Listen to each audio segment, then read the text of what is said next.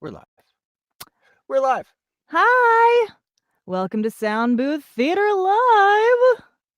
We're live. Super live. I'm your host, Danny Ellicott.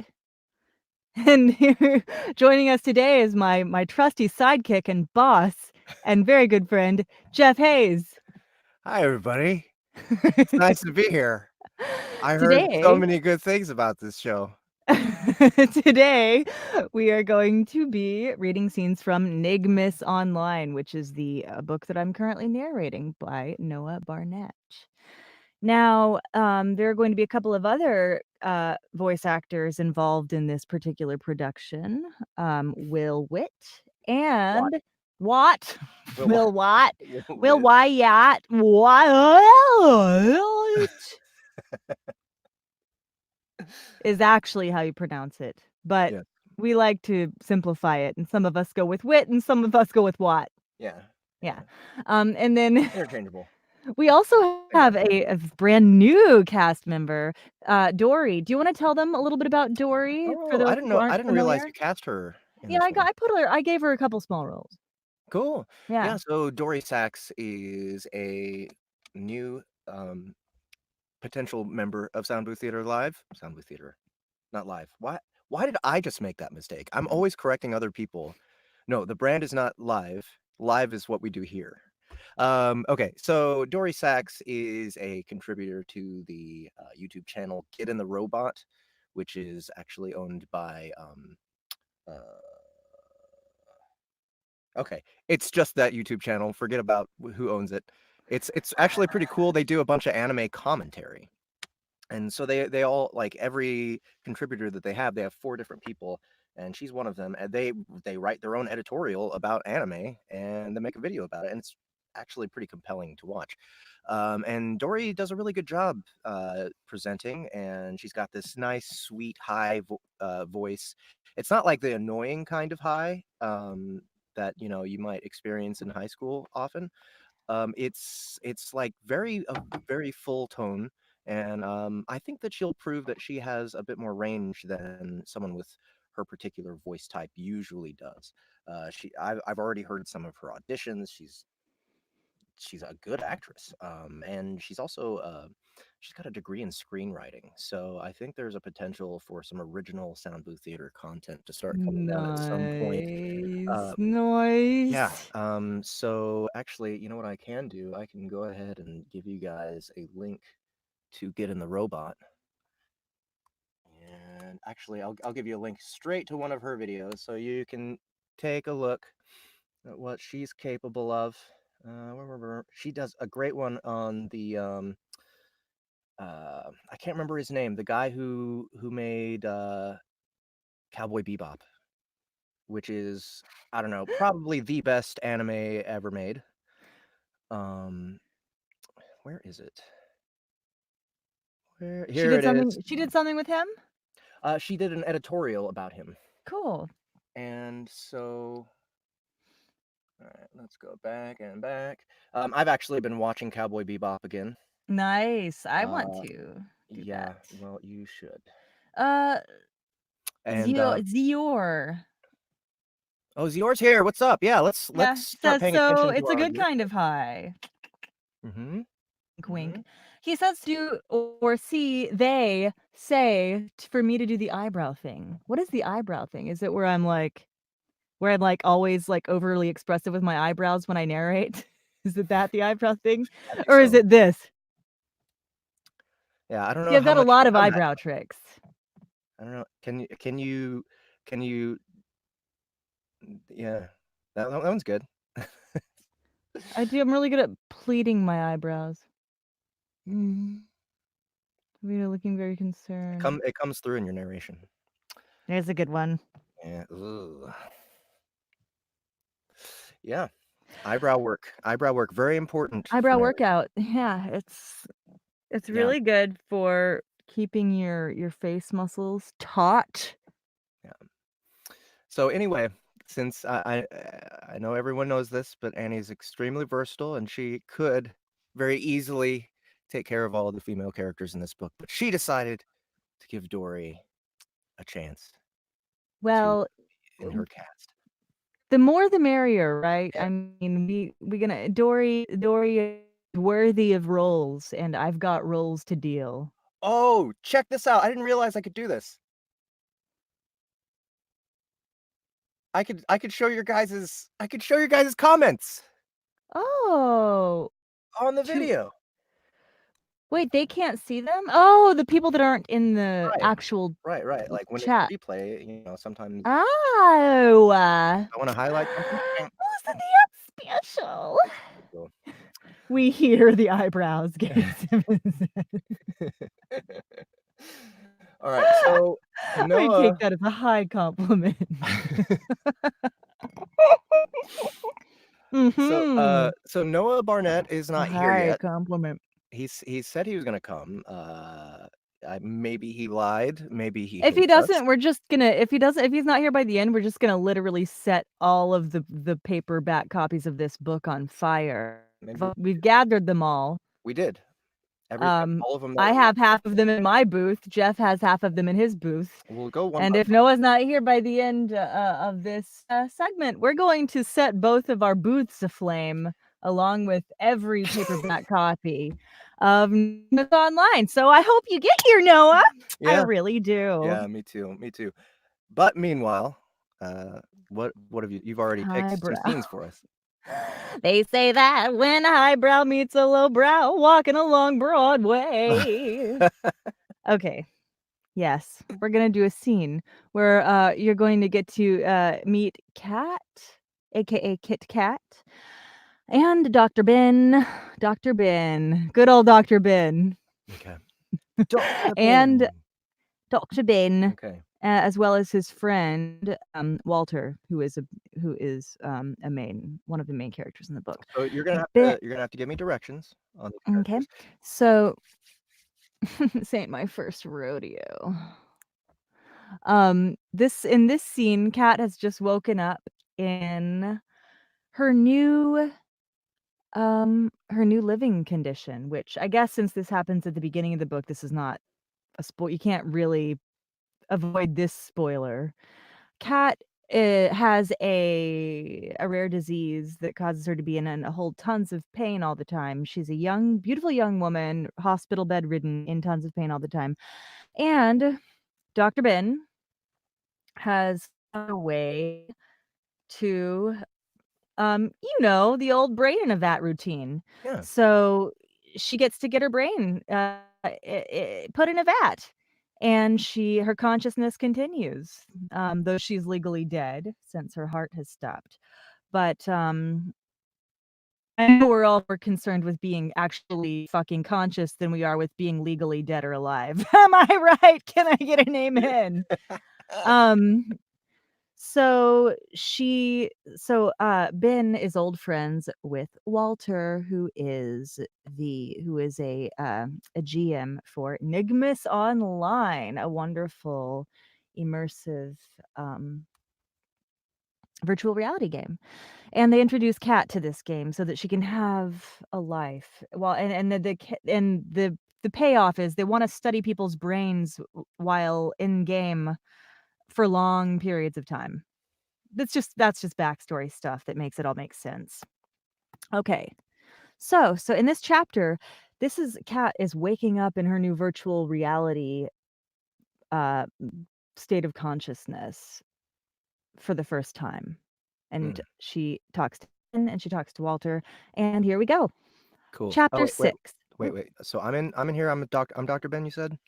And what's my You are Ben and Walter. So Dr. Ben is a kind, very attractive, on the older side. I think he's in his 50s, and he's really buff. He's just very fit. Okay. He's a very fit, handsome doctor Okay. who's like also has this sort of paternal thing that's kind of endearing, but also can be kind of annoying at times. Okay. Walter is a fun-loving computer programming genius gone GM who likes to take a cute little bunny rabbit avatar because that's just part of his personality. Okay.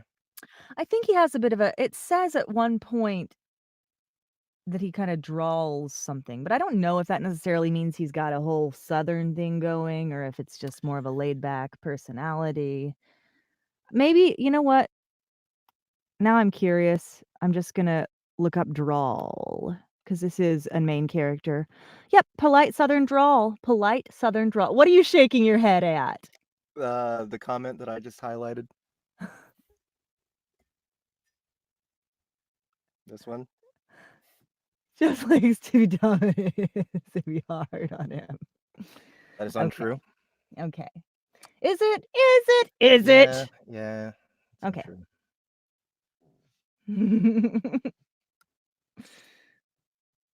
Okay. So nerdy Okay, guy. I'm getting lost in the comments now. Okay, yeah, Nerdy guy.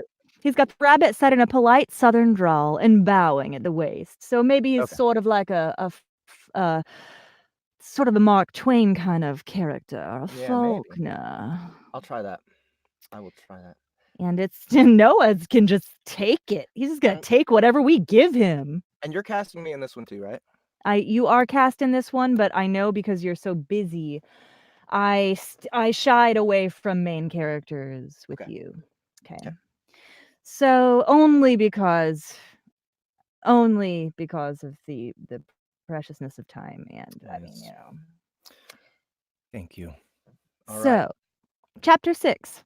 Cat reborn dead. Location unknown. Time unknown. There was very little sound. In fact, it was the absence of it that Cat first noticed. She woke slowly, eyes fluttering open, then glanced around her surroundings. Cat was in a hospital room, but not her own. Not the private room that had been hers for the last 3 years. Hers had contained exactly 82.5 ceiling tiles, 2 sprinklers, and 1 smoke detector. She had counted them many, many times. The modern walls here were bluer than the aging creamy yellow of her suite. It was bigger as well, easily twice the size. Nearby was a small stand with a pitcher of water and a slim-necked vase. Inside was a small collection of flowers. Next to this stand, a tall stainless steel stool sat. There were no machines. That's what was strange to Cat.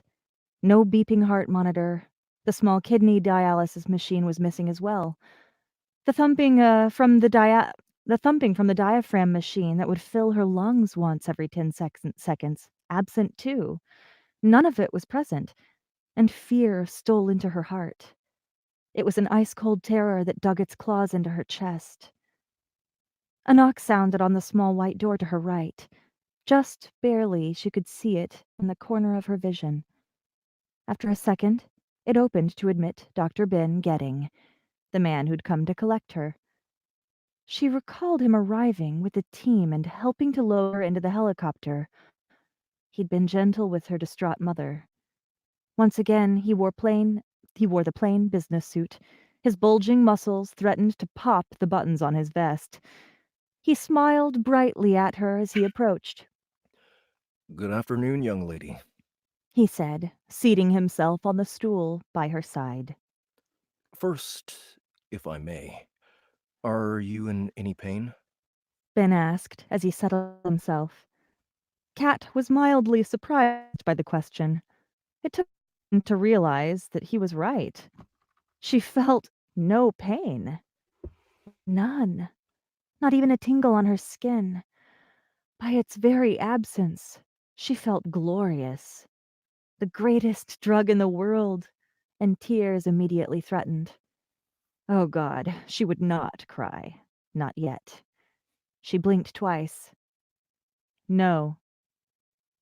Ben smiled at her again. You should be able to speak now. Nothing is preventing you from doing so. Could she?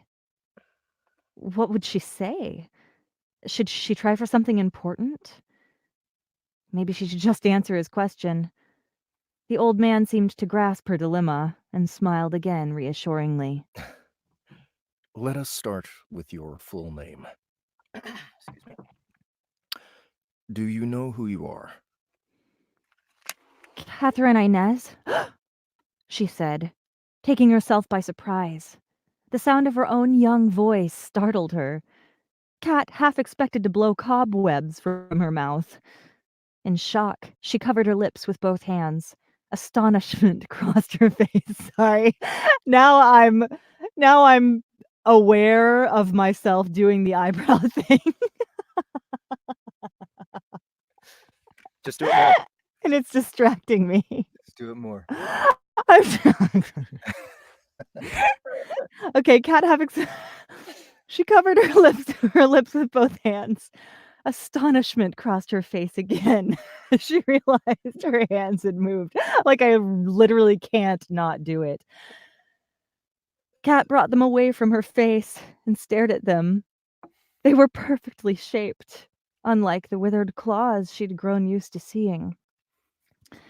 Ben was beaming at her like a proud father. She lunged at him, wrapping her arms around his thick neck. Her chest sobbed as she struggled suddenly for breath. Okay, she was going to cry now. Thank you. Oh, God. Thank you, she said, feeling her heart throb. Cat's chest spasmed in pure joy.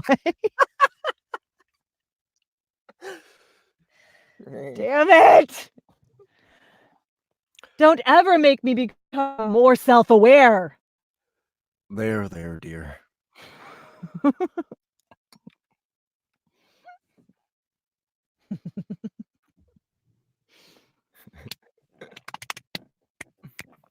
Ben said, patting her on the back. His big hands felt soft and warm. It took her almost a minute to calm herself. All the while, she clung to Ben like a drowning woman to a float. Finally, she sat back, wiping at tears that didn't flow. Ben saw this reaction. Unfortunately, crying is one of the things that has us stumped. He said, watching her. We can simulate the chest expansion and feeling of pressure behind the brow. Tears, though, are caused by too many different emotions. Happiness, depression, sadness, even anger can bring tears to a person's eyes. Every time we tried, people were like water faucets. Crying and hiccups are two things you can't do anymore. He said, sounding as if he were truly regretful. I'm happy to be alive, Cat said, and the man's face fell. It pains me to say this. The man's face fell, guys, just in case you didn't catch that. It pains me to say this, but I must correct you. Sorry. The procedure was completed. A doctor put you into medical cardiac arrest. By U.S. legal standards, when your heart no longer beats, you are pronounced dead. That is why we can perform this research. Your brain is donated to our facility. Despite herself, she felt heavy and laden. Dead? Leaden. Laden with leadenness. Dead? How could she be dead when she finally felt alive? She was free of the pain. Where'd it go? Oh, okay. I will not lie to you in any way, which is why I'm telling you this. Ben said solemnly. So, I'm in your machine? Yes, Catherine. Your brain was transferred to its cradle 4 hours ago. We've been bringing your cognitive functions up to normal levels and taking careful readings. He continued. I want to see, she said suddenly. Are you sure? Most of our subjects go to great lengths to forget. He warned. You said you wouldn't lie to me, Cat responded, a little more hotly than needed. I won't. I promise you that. He said, withdrawing a phone from his inside pocket. After selecting a number, he pressed the mobile to his ear. Dawn, Can you go into the cradle room and take a few photos?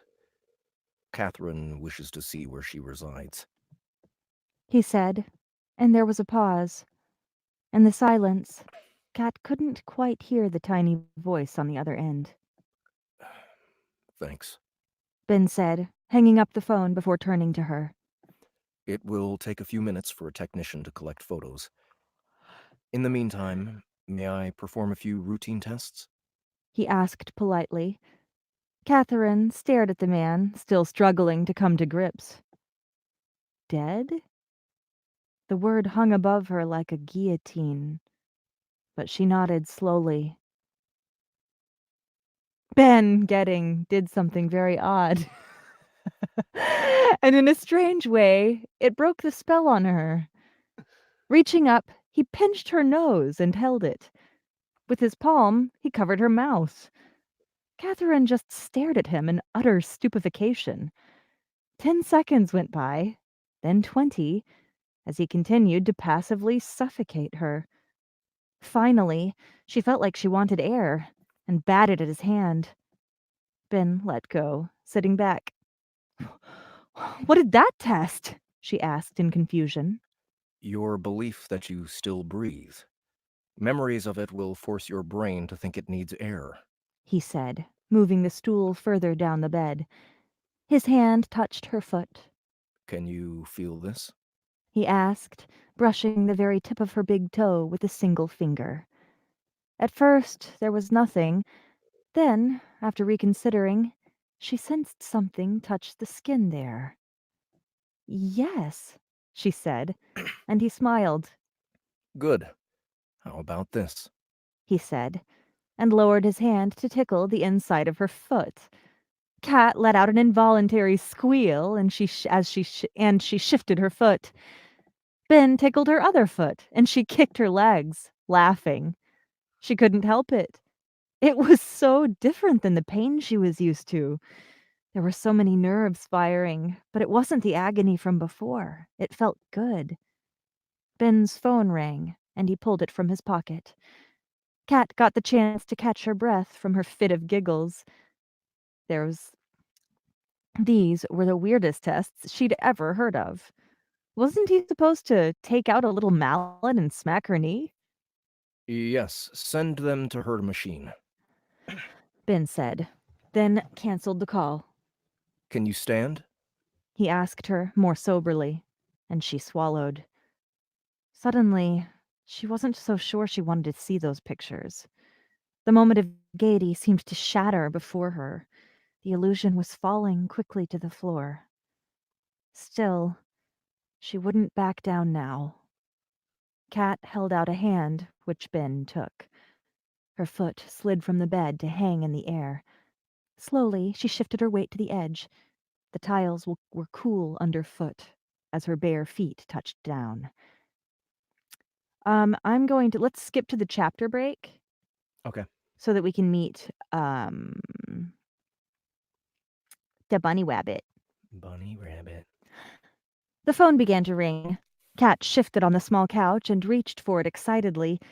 Over the past 3 days, she'd spoken more to her family than her entire 20 years previously.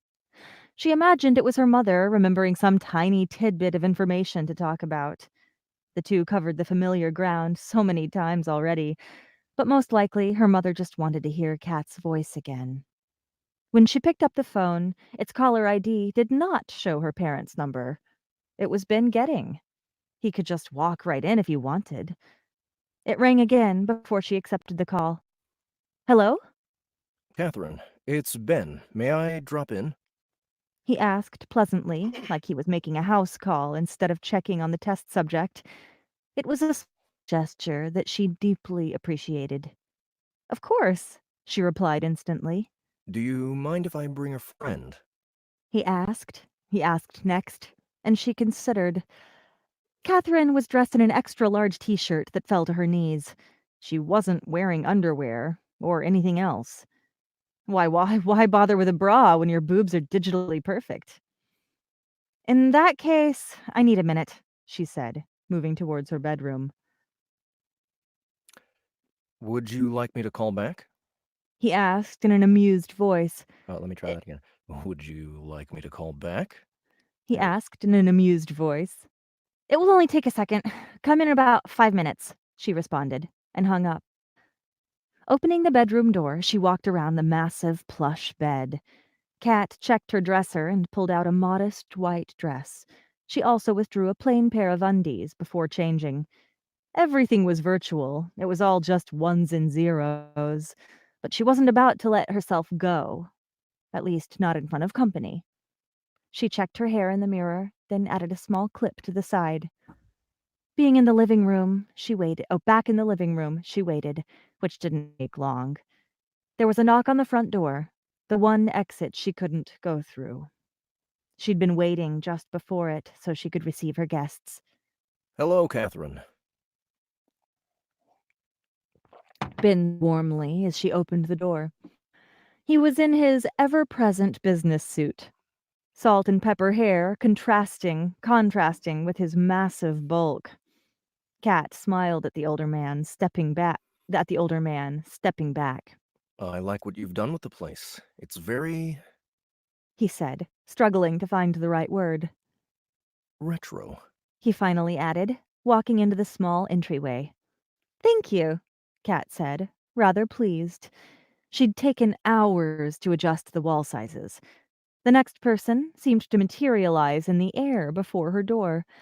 It was the system drawing his avatar in her home space.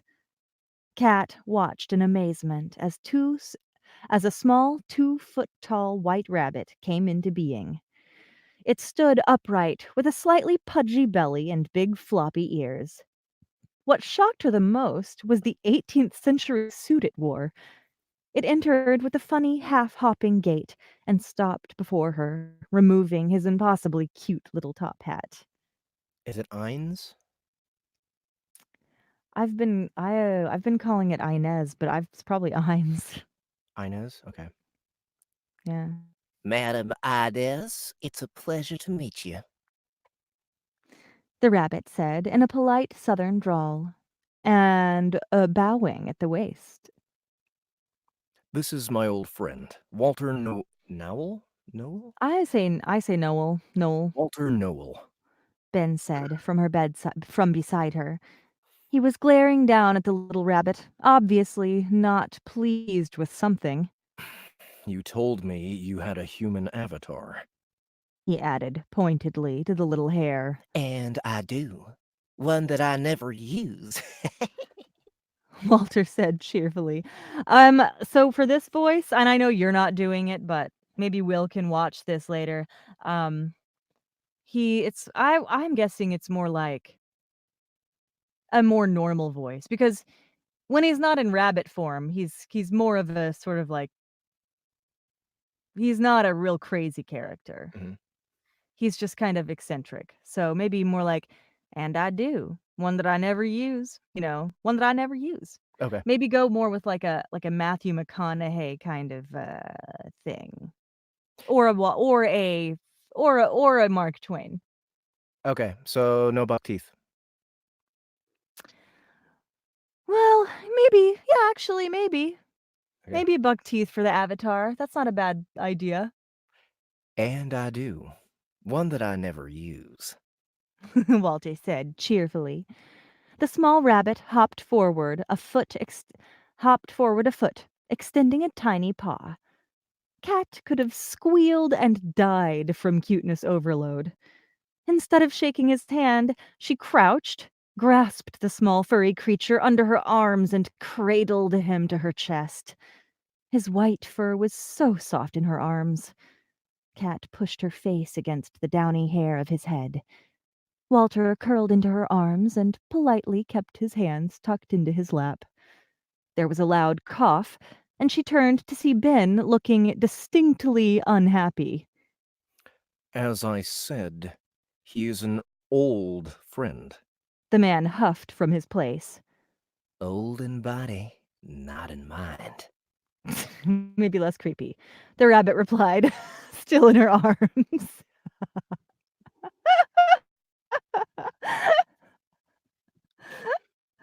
Want me to retake? Yeah, why not? Old in body, not in mind. Yeah, that's better, the rabbit replied, still in her arms. He shifted, and she was forced to let him go. His feet landed easily on the floor, where he also retrieved his torch. Sorry, you just looked so cuddly, he admitted in embarrassment.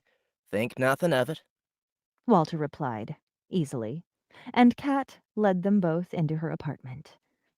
I think maybe this is a good place to stop, Okay. so we can move along. Move along.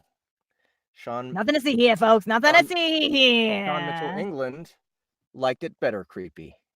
Huh. Oh, well, yeah, well, we'll ask Noah. We'll have to ask Noah. I mean, yes.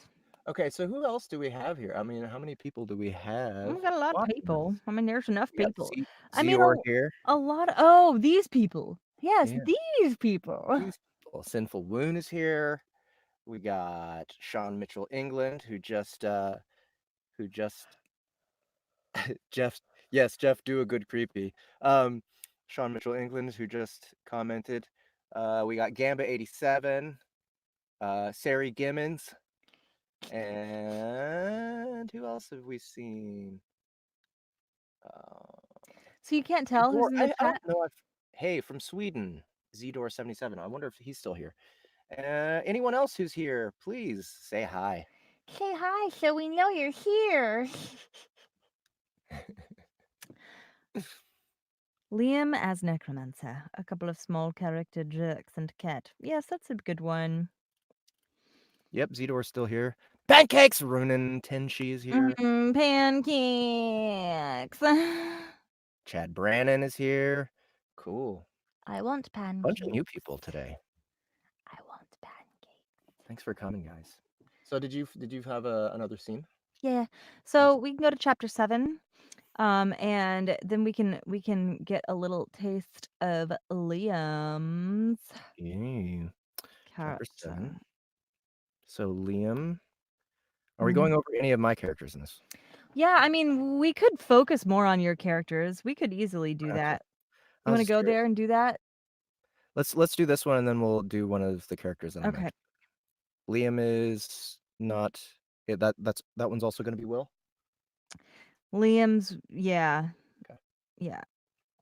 And the difficulty with your characters is that a lot of them appear later in the book, and a lot of the scenes that they're in are like major spoilers. Okay. But we'll do this scene and then we'll do another scene that is one of your characters. And my little monitor just decides to turn off sometimes. And now it's back on. Okay. Chapter 7, Liam, unlikely rescue. Okay, so what has happened here is that Kat went into the game all innocent and bright-eyed and immediately got duped by some assholes. And they've taken her down into a dungeon, and they think they have to maybe sacrifice somebody to become a necromancer. Because so Liam, the main character, the hero of the story, becomes a necromancer by accident, and he's the first necromancer in the game, and he is keeping the information a secret from everybody else. And there are a lot of people that want to be a necromancer because they're so freaking awesome and mean and scary and powerful. And because it's on the cover of the book. They're like, I want to be the star of the show. Exactly. Hello, Rick Chen. Thanks for coming. These people are judging their own book by its cover, which might be actually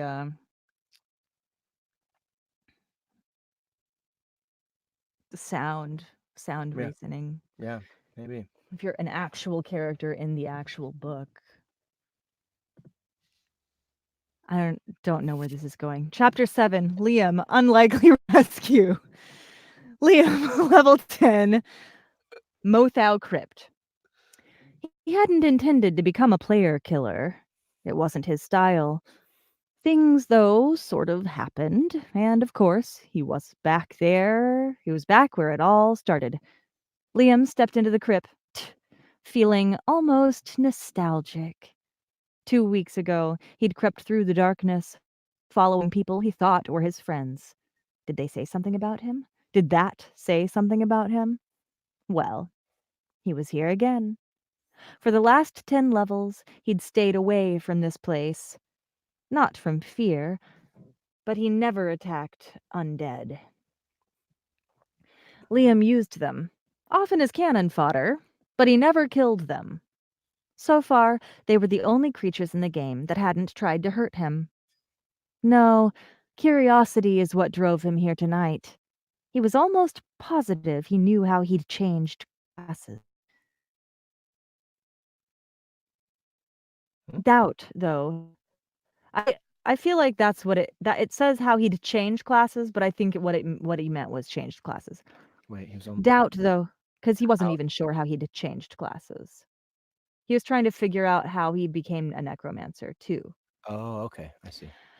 Doubt, though, had nagged at him enough, he'd decided to come and check. The cold seemed to seep into his bones, only moments after entry. He shivered a little, wondering again why he felt things at all as a skeleton. The flaming iron pits nearby did nothing to help the chill feeling. Like before, the shadows from the stone statues danced before him. Liam advanced inside, and the gnarled bone staff clicked on the stone floor as he walked. His skeletal feet added to the slight noise as he approached the first bridge. Stopping, he glanced down into the swirling dark. Maybe he should make this his home for the night. Find a quiet little alcove and slip inside with nothing but his knickers on. Without a visible name, he would look like every other skeleton in the dungeon. It was getting late, and he needed to work in the morning. He either had to find a place to sleep or teleport to his usual location. He decided to set aside the problem for now. After crossing the bridge, Liam discovered the remains of a destroyed skeleton. It lay broken amid a pile of rags with its head thoroughly caved in. A group was here, or had been recently. He doubted he would run into them coming out, because usually they'd kill the boss, then portal home. There was the small chance, though. Lifting the staff, he carried it so it wouldn't click against the floor. He moved more slowly down from one level to the next. As he descended, he encountered several undead that had escaped the party's notice. Okay, so give me some direction for Okay, your so voice. Liam's voice. I'm gonna have to open my door for a second. I hope it's not annoying. Let me know if that's hurting you Well, it somehow. definitely smells better in here now. Hardy frickin' har. And true, very true. Especially with these essential oils I have Ooh. going on in my diffuser. Liam, ADD girl, what were you doing just 2 seconds ago? Describing Liam's voice. Yes. Liam as a necromancer has a deeper voice than normal Liam. So Liam is kind of a normal guy. Okay. As a necromancer, he has a very deep voice. He's a deep, skeletal, scary voice. Really? Okay. Yes. All right, so he is in necromancer form in this That scene. deep bass. That deep, deep bass. Yes, he's in necromancer form. Okay, and I'm racist, so I'm thinking Irish accent, but probably not, right? Liam? No. No?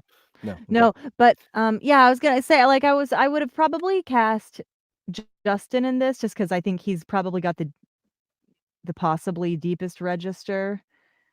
But he was unavailable, so I Okay. know that Will can do just about anything with his voice. Yep. Okay. So yeah. All right, so deep, but still skeletal. Yeah. So they weren't very thorough. He thought to himself. He descended several more levels until he came to the bottom floor. Nothing blocked his passage, so it only took a few minutes of walking. Using his bone staff, he silently cast Control Undead on 2 level 9 skeletons. Both were modestly covered in age and rusted chain. One, though, seemed to lack a weapon, which was unfortunate. At least Liam was level 10, finally. Now he could control 2 undead at the same time. Follow me, He ordered, and they shambled quickly behind him. This far down it was pitch black, but thanks to his undead nature, he could see well enough in the dark. Unless magically aided, most living creatures were blind. Only the dwarves and undead had dark vision, so he was able to quietly walk up on the scene unfolding in the boss chamber. Not that he even needed to sneak. 4 people were in the room. Well, 3 people were attempting to chain the 4th on the altar in the back of the chamber. Liam stopped at the doorway to watch what was going on. "Damn it! You jerks! Let me go!" A woman wearing rather dull half-plate spat. She was kicking and flailing like a wild, armored wolverine. get in "Get—" here. Oh, sorry. Wait, That's you. that That's is not you. me. Get in here, Death Scythe. She's impossible to get down. A large half-orc growled. You're the one that wanted to do this. He said, struggling. You know my strength score is pathetic. I wouldn't be any use. A red-robed wizard said from just out of kicking range. If Liam had eyeballs, he would have rolled them. Death Scythe? Oh, or you could do that. Death Scythe? He asked himself. Could there be a more pretentious name? The fact he was obviously half-elf made it all the worse. A second man was doing a much better job of locking up the woman's arms. Quiet down and stop struggling.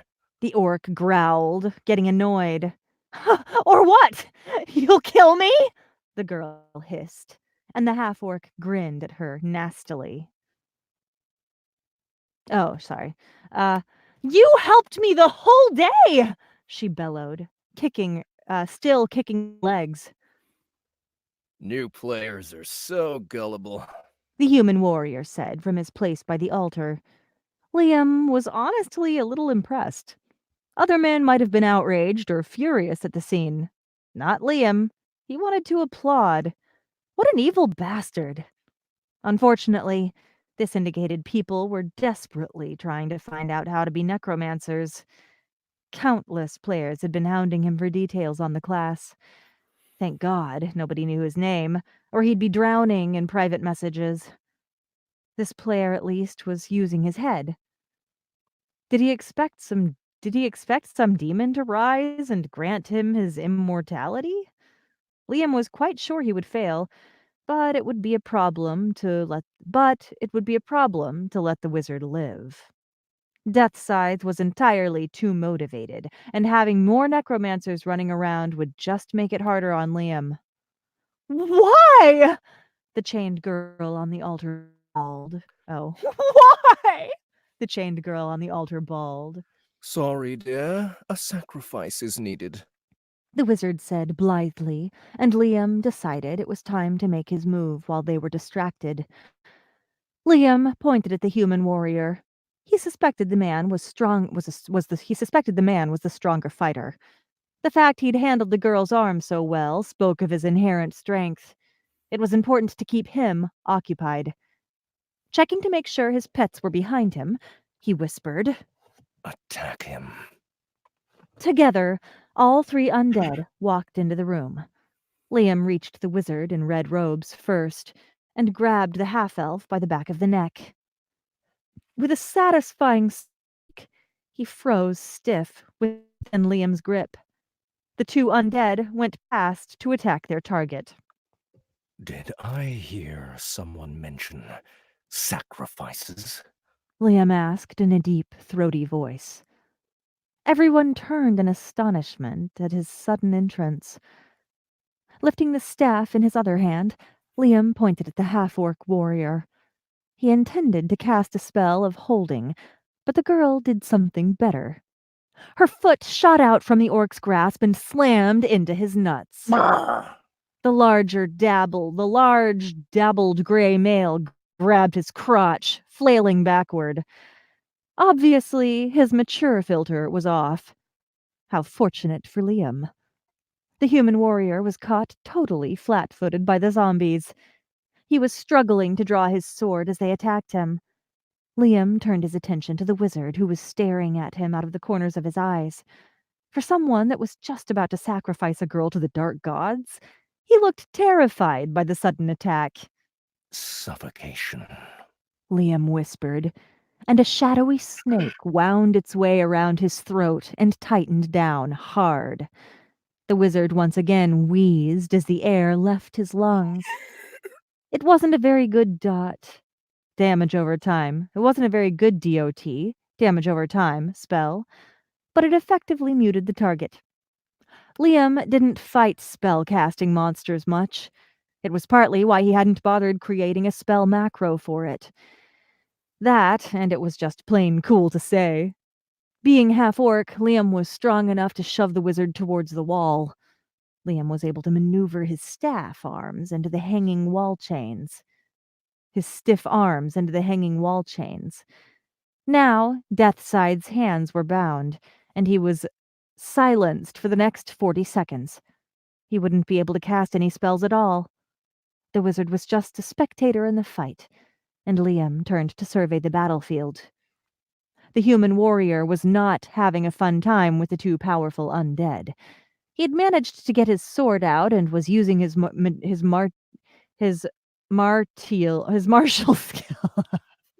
What is this strange and exotic word? What could it possibly be? He was using his martial skill to good use, but the fight was one-sided. The unarmed zombie lunged at him, grabbing his arm and biting him on the neck. The second undead possessed a rusty sword, and it took the man everything in him to fend off the old weapon. The half-orc was finally getting up from the ground. He drew a copper great axe from the back sheath. He drew a copper great axe from a back sheath with a vengeful look in his eyes. Liam decided to turn up the fun. He was going to steal a page right out of the Lich's playbook. Raising a free hand to form a half-moon, he targeted the altar. Exploding his fingers outward, a little DOT of void sprang to life. No, a little dot of void sprang to life. The next second, the room was blanketed in complete darkness, blinding everyone in the chamber. Everyone except him and his undead buddies. Liam loved the darkness spell, so useful against mortals. With a bellowing war cry, the half-orc charged at Liam's location within the darkness. The fighter crossed the room and swung viciously where Liam had been standing.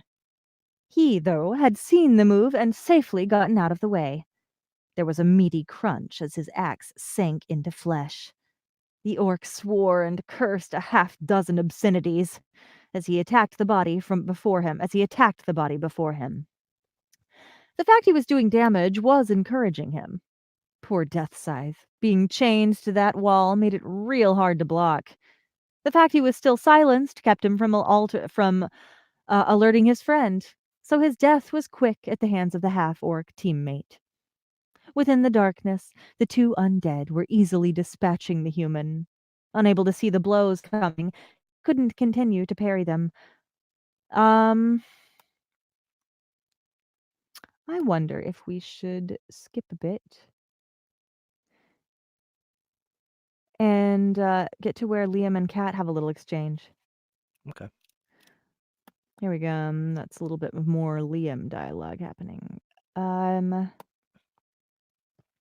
So go back. Find Liam spotted the spell book sitting on the stand, which is Got it. okay. I'm gonna take a quick drink. So the armored girl in that scene was Kat. Mm-hmm. Okay. Actually, how late are we going? Maybe we should actually skip over to your Yeah, scene. we got like 10 minutes. Yeah, let's skip over then. Okay. So go to chapter 20.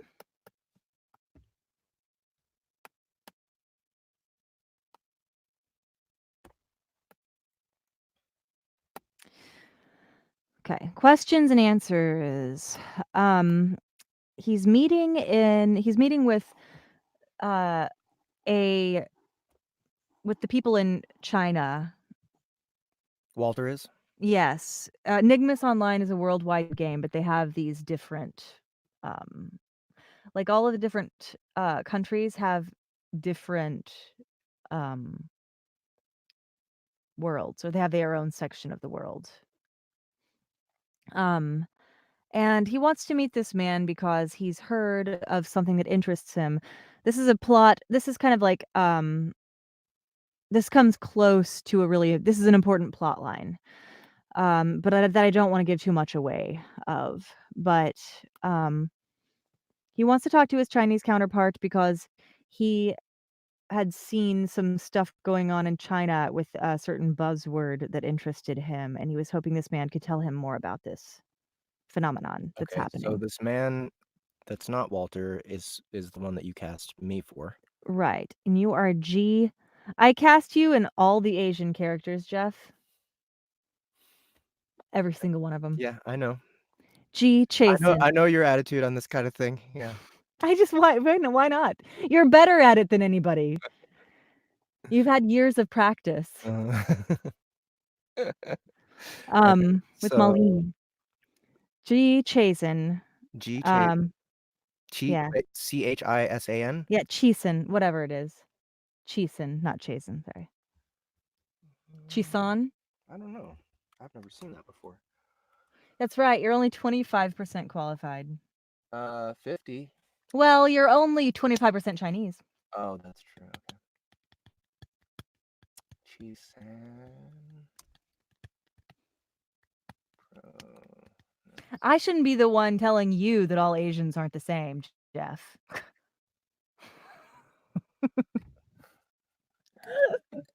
Pronounce hippo. What? Chisen? I doubt it. Chisong. Okay, I'll ask him. Yeah. Noah. Ask Noah, but for now we'll go Chisan. Chison. That sounds good. That's I probably mean, right. that would be the Japanese. That would be the Chisong. Chapter 20. Questions and answers. And there's going to be a little paragraph that I skip, Jeff, so be aware. Which one? I don't know. Well, I'll tell you when I get to it. I'm going to say we're skipping a part to avoid spoiling. Spoiling. Chapter 20. Questions and answers. Walter Noel. Communal social space. 5 p.m. Walter was wearing his human avatar for once. He hadn't broken out the model in so long it lacked many of the features his main avatar had. His facial expressions were limited, and it was missing a few add-ons he'd grown accustomed to. Sadly, it was necessary for meeting in this realm. They didn't allow non-standard avatars within the Chinese net space. The long-distance connection, anyway. The lag was quite noticeable. The small rickshaw stopped before the Oriental restaurant. He climbed down and waved at the small Oriental NPC. The Chinese driver tipped his wide straw hat and pulled back into traffic. For a moment, he watched the footman disappear. The footman disappear. This world was like so many social realms, which reflected a point in history, specifically the Yang dynasty in 13th century China. Walter was here to get some answers. Only after he'd started digging had he encountered the rumors. And I'm skipping. Oops.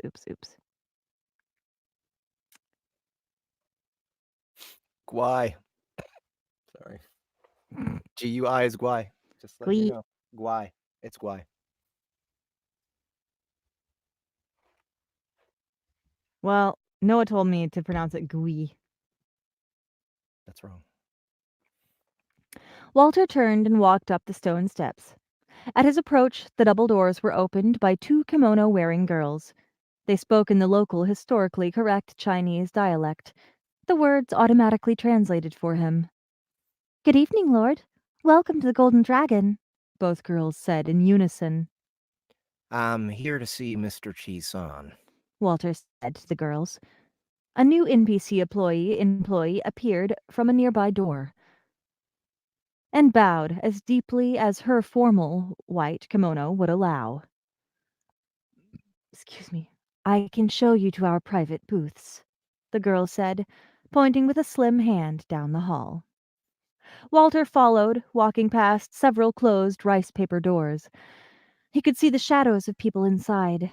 Their words, though, were thoroughly muffled inside.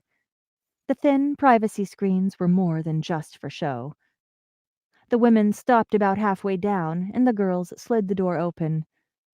Chi-san was already waiting, but stood as the door opened. Walter, it's been forever.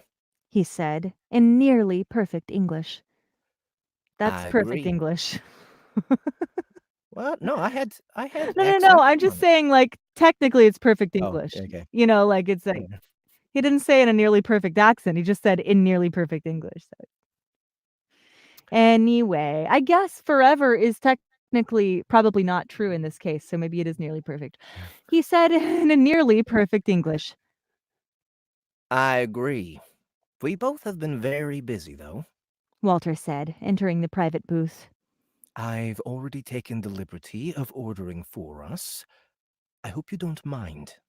G said, coming around the table. He held out a hand, which Walter warmly took. Not at all. You Walter always had good taste. Walter admitted. G's avatar was very close to how it had looked long ago. His facial features were young, but round, showing his ancestry. Dark hair was carefully combed back with a clean-shaven face. The one thing that set G apart from others was an eyebrow piercing. It was something of a family tradition. It was something of a family tradition for the man, You haven't changed at all. G said, moving back around the table. He sat easily within the redwood oriental chair. Is he not in the bunny Not avatar? in the bunny. Okay. He's not in the bunny. Not my. I need to stop with the buck teeth. And not my usual avatar. Walter said, coming forward. He pulled a chair free from the table. The The white rabbit and what? No, I just forgot what I was Okay. doing. The white rabbit and the rabbit hole. G asked with amusement. I always did like Alice in Wonderland. Walter admitted, taking a seat. How's the family? He asked. Wei is in art college and doing part-time work for Foucault Animations. Chun is married to an accountant and already on her second baby. G admitted. Pride coloring his words. That is good to hear. I remember Wei's sketches, even in middle school, were good. Walter said with a pleasant grin. He did, in fact, recall the young boy's art. Walter still had a few of his pictures saved to a hard drive somewhere. Have you gotten married yet? G asked. Sadly not. I always spend too much time at work. Not enough hours left for chasing girls. Walter said, and G nodded as if he knew the answer. Walter did spend much of his time working inside the game world. It was becoming faster and easier to do everything virtually. You should. It's a shame you don't have children. G said, and Walter nodded. Maybe he would look into it, but he had more pressing problems. The food arrived before he could ask his questions. 3 girls swept into the private booth with several plates. His mouth began to water from the smell of the spicy food.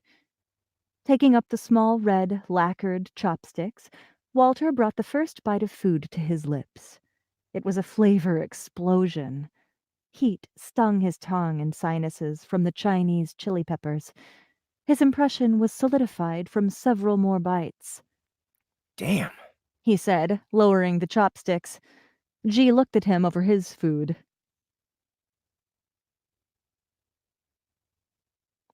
G looked at him over his Yeah, food. I can't tell who's saying this.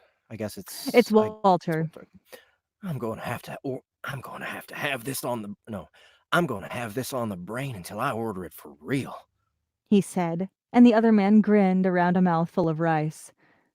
The meal continued pleasantly, though Walter had to reach for water several times. How do you like being a GM? I had not thought you would part from the coding circle. It is very fulfilling. In a way, it is like watching a baby grow. At first, my children groped and flailed during the first week. They struggled because everything was so new. I caught a lot of heat for not telling people how they should play the game.